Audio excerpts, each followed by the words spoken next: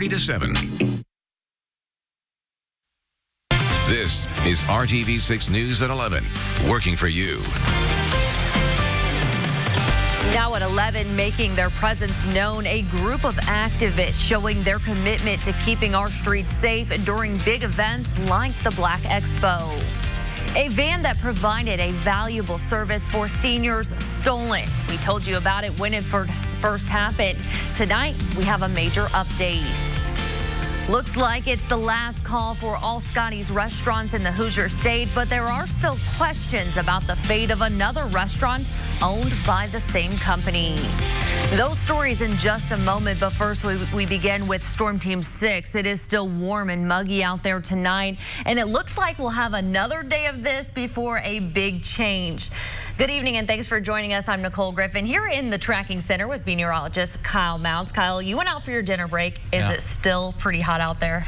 You know, I felt like I went for a swim, even though I didn't, because of all that humidity that's out there. Oh, it's been nasty stuff. This afternoon, temperatures, they made their way back into the 90s. 93 was the high in Indianapolis. Not a record, though. That's 103 degrees. It felt like that this afternoon. 95, the high in Muncie. Those temperatures right now, yeah, they're still toasty.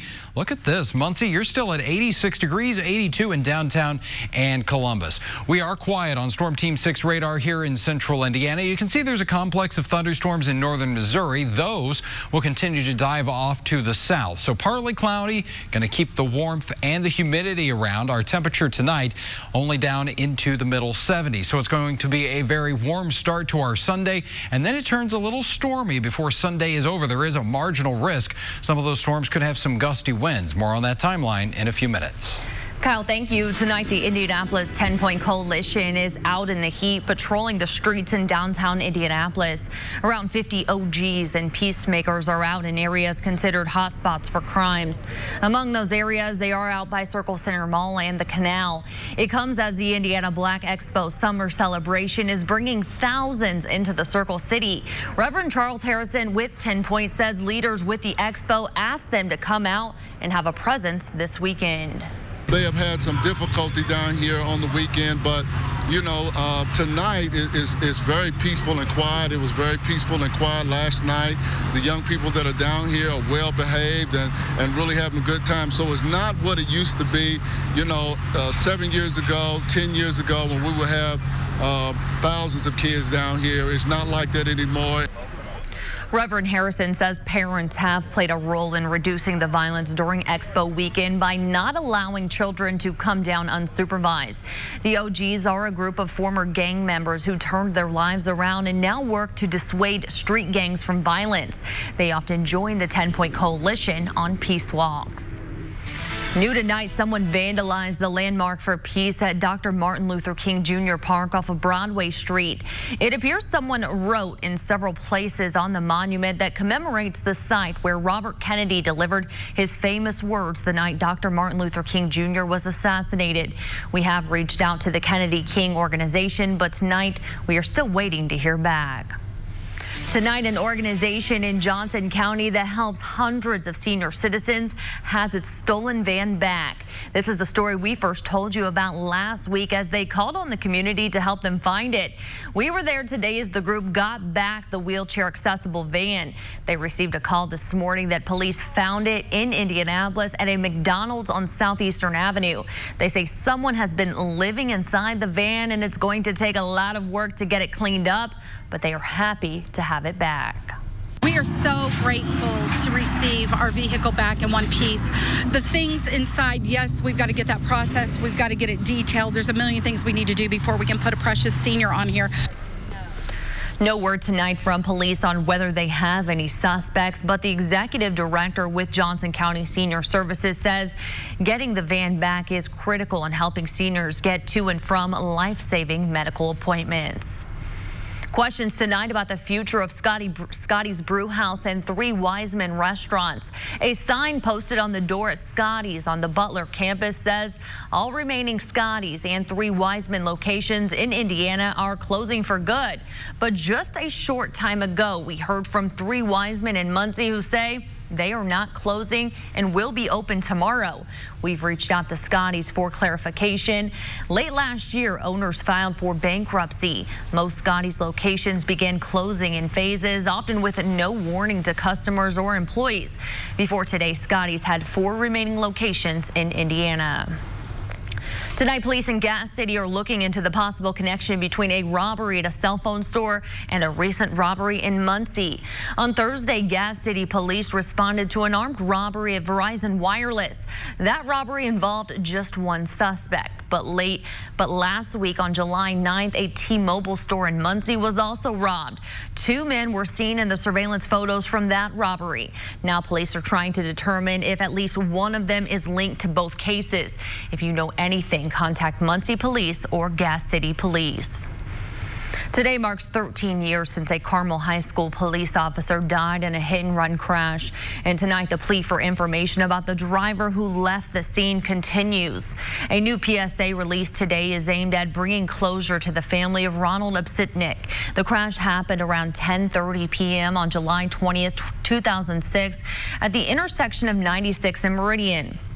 Witnesses say a small black 2-door sports car with a rear spoiler pulled to the side of the road after the crash, but then left the scene northbound on Meridian Street. Obsitnik, who was on a motorcycle, died there at that scene. A $1,000 reward is being offered for tips submitted to Crime Stoppers that lead to an arrest. 2 Metro police officers on motorcycles were injured in a crash today on the west side.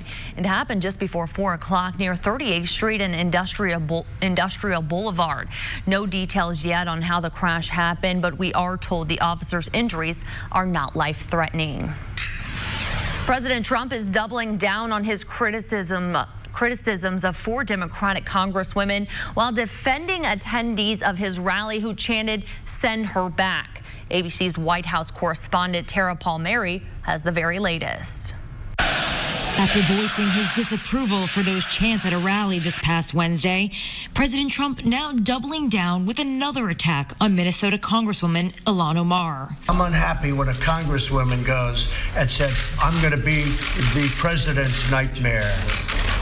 She's lucky to be where she is. An apparent response to Omar's comments as she was greeted by supporters upon her return to her home state. His nightmare is seeing the beautiful mosaic fabric of our country welcome someone like me as their member of Congress. And the Democrats hoping to replace the president, also taking aim at his comments. After this week and the things that the president said and the chant that he basked in at that rally about a congresswoman actually from my state, and that makes it very clearer than ever that our democracy is at stake. Let me just say this as an American citizen, that I never, ever would have believed in my lifetime that I would hear the ugly, racist remarks coming from the President of the United States. Matt Dowd says Democrats vying for the president's job need to go big, just like the lunar landing. Democrats need to go big just like that and not be small and divisive, as the president seems to have a strategy of. Former First Lady Michelle Obama weighing in with a tweet on Friday, taking an apparent shot at President Trump. Quote, "What truly makes our country great is its diversity. Whether we are born here or seek refuge here, there's a place for all of us. We must remember it's not my America or your America. It's our America." As the controversy continues, the president is spending the weekend at his New Jersey golf club. Tara Palmieri, ABC News, Washington. The Indianapolis Animal Shelter is crowded with cats and dogs, many of them found wandering around in the extreme heat.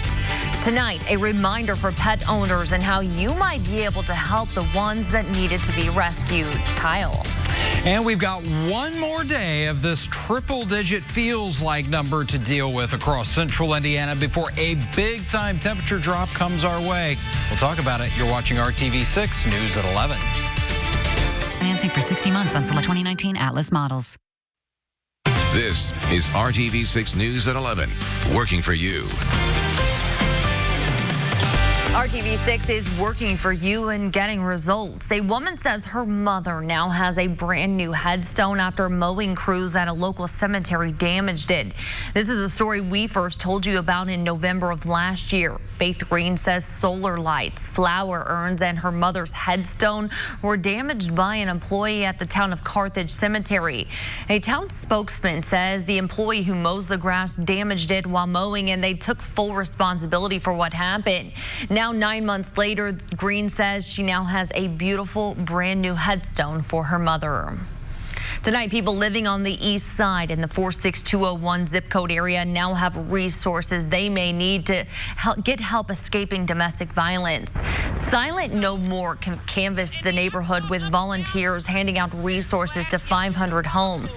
According to IMPD's domestic violence unit, between October of last year and May of this year, they responded to 724 domestic violence calls in this east side neighborhood. The message from the group's leader, who is a domestic violence survivor: we hear your cries for help, and there is assistance out there for you if you may need it. The extreme heat is causing the already overcrowded Indianapolis Animal Care Services shelter to be even more crowded. More than 400 animals have been taken in since July 11th. Today, they offered free adoptions for their Clear the Shelter adoption event. 59 animals were adopted, opening up cages at the shelter. But animal control officers are out tonight rescuing animals from extreme heat. A spokeswoman says it's likely those cages will be filled when staff return in the morning. The shelter opens from 10 a.m. to 6 p.m. tomorrow. And right now, there is a higher risk of animals getting surrendered, that they could be euthanized. But IACS says it does everything it can to save every animal that it can. An update tonight on a dog that was found covered in burns in Shelby County. Justus is continuing to recover, but now the Shelby County Animal Shelter is hoping to find him a good home. They have received applications from St. Louis, Seattle, even Virginia, but they want to place him in a home that is 100 miles from the shelter. This will allow home visits, and he will be close to Indy Vet, where he receives treatment. They're looking for a family with no other pets in the home, and you must own your home and not rent it. There is still a $15,000 reward, and they need a witness to come forward and report what happened to Justus and identify who caused his injuries. Patriotism was in full display at the Marion County Fairgrounds. This huge American flag welcomed all who came out to honor veterans. In Indianapolis, this was the mayor's Veterans Appreciation Day, which included the leaders from Indianapolis, Lawrence, and Beech Grove. Veterans received special recognition during the 90-minute ceremony. Those who attended also had a chance to connect with many groups which provide veteran-related services. You know, we still live in a troubled day. And without our service personnel, without our veterans, we wouldn't enjoy the freedoms that too many of us take for granted. Members of the Rolling Thunder also paid tribute to Hoosier prisoners of war and those missing in action. RTV6's Rafael Sanchez served as an MC for the 9th annual event. The Indiana Black Expo Summer Celebration has been a signature event for nearly 50 years, so it's no surprise that it's made quite an impact on so many people. Tonight, they shared their reflections with our Cameron Riddle. Indiana Black Expo is many things, and for the thousands of people who come every year, it has a different meaning. But everyone agrees with one thing in common: for at least one weekend in Indianapolis, this is the place to be. Indiana Black Expo 2019. For 49 years, the Indiana Black Expo Summer Celebration has left a lasting impression, leaving guests and vendors with an unforgettable meaning. Fun. Community. Informational. Eclectic. Outstanding. Informational. And shopping. For nearly a half century, the name and impact of the Indiana Black Expo has been talked about across the country. 49 years after the first summer celebration, the week-long expo is still described as a unique one-stop shop for a good time. Like, for instance, boxing. What expo or extravaganza you go to where they have live boxing? I haven't seen one. You can only get that in Indianapolis. The memories made are not only entertaining, they are helpful. Mario and Erica Young have been coming to the expo for years. They say each time they leave, they are better off than when they came. It brings us together so we can get more information about our health. I just got through going through the health fair. Get information about the different businesses, and also you can collect some freebies. Through the years, the Expo's ability to connect Black-owned businesses with Indiana customers has evolved. Inside the Expo this year is Opportunity, a chance for Black businesses that are booming online to have a physical store of their own. And that's why I'm constantly looking for opportunities like this one to showcase my products. This is something where people have to be custom fit, so that's hard to do on the internet. By this being the biggest of the Black Expos that are across America, definitely, because the community is here. So that you definitely get exposure to your business. Opportunity, community, informational, and outstanding. After 49 years, that's what Black Expo means. In Indianapolis, Cameron Riddle, RTV6. Cameron, thank you. The summer celebration continues tomorrow at the Convention Center from noon until 7 p.m. And Kyle, that may be a good place to be inside to escape the heat tomorrow. Yeah, anywhere indoors or maybe buy some water there, because tomorrow is going to be hot once again. It's after 11 o'clock. We still have a temperature in the lower 80s right now. We had a little bit of a southwest breeze today helping us a little bit. That has since subsided, though. It's almost calm. Southwest at just 3 miles per hour. And we still have a heat index out there. It feels like 90 degrees at this hour in Lafayette. Feels like 94 in Muncie with a temperature of 86 degrees. If you are going to be heading off to Morse Reservoir tomorrow, 91 degrees for the afternoon temperature, but look at that water temperature with all these warm days. It's now into the middle 80s, and we'll have a few thunderstorms as we head into the afternoon. A closer look at your Sunday timeline here. A dry start to the day, partly sunny skies. Those temperatures 80 degrees for you at 9 a.m. We'll get close to 90 by 1 o'clock, and then those chances for showers and storms will increase after that. So here's TrueCast tomorrow at 11 a.m. You can see some showers and storms back into parts of Illinois. Then as we get into the heating of our afternoon, we start to see a few more of those developing. Certainly could have some heavy rainfall, and then tomorrow night another round. This is TrueCast at midnight tomorrow night. Actually, the front moving through, and that's going to usher in some big time changes in our weather. In the meantime, though, make sure you've got that free Storm Shield app downloaded to your phone, so if we do have any severe thunderstorm warnings tomorrow, they'll get sent right to you wherever you are. As far as those temperatures, yeah, it's still going to be toasty tomorrow. Highs around 90 degrees, and that heat index about 100 to 105 Sunday afternoon. But here's the good news. The Muggy meter, which has been running so high the last few days, still oppressive tomorrow. But after that, a big drop, and it's going to get a lot more comfortable. We'll wash out that humidity and really drop the temperature. Our forecasted high by Monday afternoon, 78 degrees. So we're actually going to go a little below average. The average high for this time of year is 85 degrees, and we have been way above that. 7-day planning forecast now as we put it all together. We'll continue with that chance for some scattered showers, a few thunderstorms on Monday, about a 40% chance for some rain there, and that cooler high of 78. Drying it out here on Tuesday, 80 degrees. Those overnight lows going to get into the 50s a couple of nights here, so very comfortable for the overnight as well. And as we look at the next several days, a gradual warming trend here. We'll get back to around average by Thursday, but also it's going to be another dry stretch. So after Sunday and Monday, if you don't get in on much of the way of rain, and I don't think everyone sees the rainfall here, may need to still water that lawn a little bit. That caught my attention when you said the water temperature, 86 degrees. Yeah, like bath water out there. Does that even cool you down? At least it's wet. It feels good that way, right? All right, Kyle, okay. Thank you. Still to come, a recall alert. If you've recently bought salads or sandwiches at two popular grocery stores, you'll need to know what could be in those products and why you should return them right away. Based on the all-new 2019 Ram 1500. Check your fridge. Fresh Market and Target are recalling some of their salads and sandwiches. The concern here is over possible listeria contamination. The FDA says the recalled products were made by Archer Farms and Fresket. With Archer Farms, it's the egg salad and deviled egg sandwiches made on June 18th. With Fresket, it's their egg salad too, along with their tuna salad and Thai lobster salad.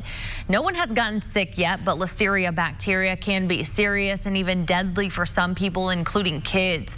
If you have any of the recalled food, you can bring it back to where you bought it for a refund. The cost of medicine can be a financial burden, but several states are coming up with a solution. Instead of throwing out unused medication, they are reusing it safely. Reporter Jace Larson shows us how it works. It's life-saving medicine, and you paid for it with Medicaid tax dollars. But we found that it's being thrown away day after day after day. It's being shredded and destroyed. This medication has already been paid for by Medicare. Once it gets close to expiring, it's taken off the shelves and dumped into giant furnaces.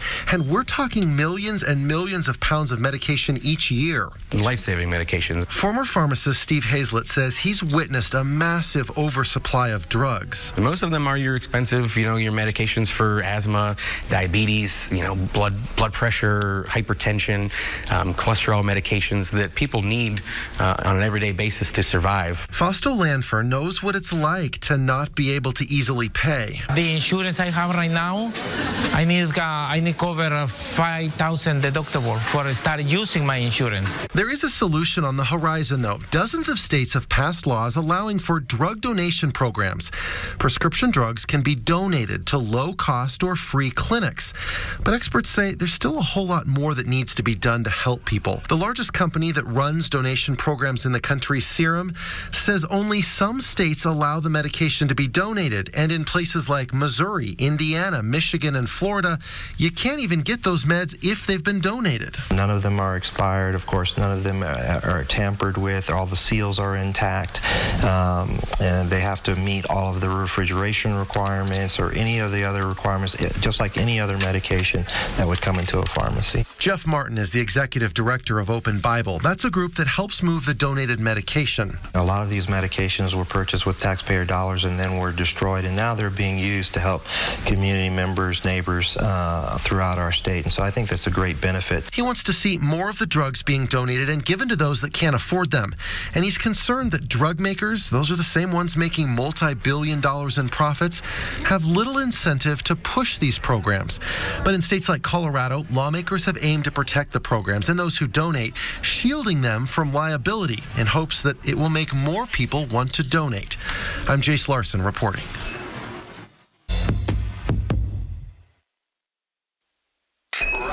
The Purdue campus in West Lafayette put on a big celebration for the Apollo 11 anniversary. This included an F-100 flyover.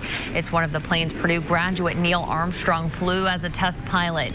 Purdue likes to call itself the cradle of astronauts, and with good reason. 25 Purdue grads have gone on to become NASA astronauts. That includes 2 of the 12 Americans who set foot on the moon between 1969 and 1972. Armstrong in 1969 and Gene Cernan in 72. In the years after that historic moment on the moon, a lot of kids were inspired to become astronauts, but not so much these days. Instead, kids want to explore another galaxy filled with the stars, that of the YouTube variety. A recent study found that children are 3 times more likely to want to be YouTube stars than astronauts. Being an astronaut used to be a pretty popular choice. Now only 11% want to become an astronaut compared to 29% who want to be social media stars. Not too surprising, Kyle. That makes me kind of sad, though. I know. Kids, reach for the stars, the real ones, okay? Next 7 days of your forecast here. Yeah, we got hot weather tomorrow before it finally cools down, feeling a whole lot better. All right, Kyle, thank you. Thank you for joining us tonight. We'll see you back here tomorrow night at 6 o'clock.